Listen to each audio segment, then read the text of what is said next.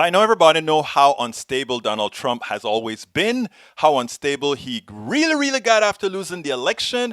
And it turns out the generals were all concerned that this guy would try to start a war, use nuclear bombs, all that good stuff. So they were making contingency plans to make sure that this unconstitutional president was not able to do damage to the country. And in doing so, of course, the general had different avenues in which he could talk to other countries that could create issues, could create problems, and the General of Joint Chiefs just did exactly that, General Milley.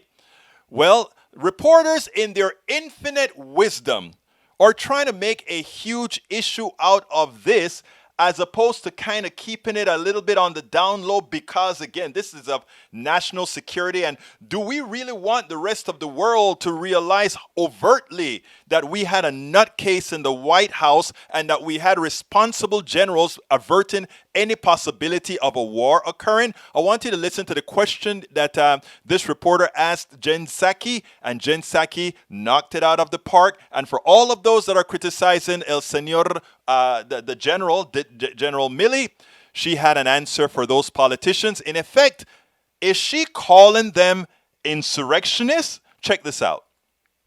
Even if the president believes that the intentions and the patriotism of General Milley were in line with his own values, is there a point where criticism makes General Milley unable to continue in this role because it is a new administration, it's a new day, and there are some questions about if he exceeded his authority?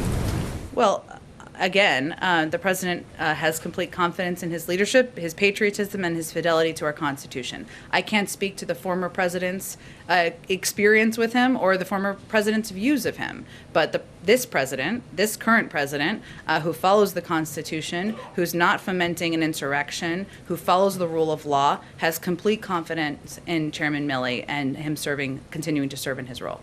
And even as Republicans may criticize it and have questions about his suitability to continue, would that be a factor that President Biden would consider, separate from his judgment about how he conducted himself before?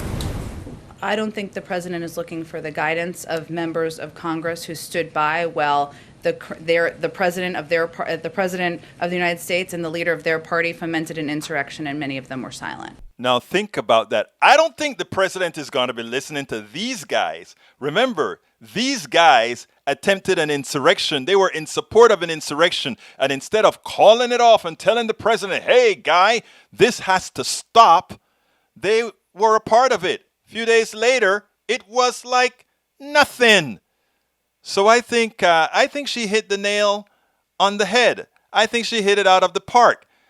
We won't listen to those who should be considered nothing more than insurrectionists when we had a general out there that was trying to prevent a nutcase of a president from allowing us to get into some sort of an unforeseen war. Excellent job.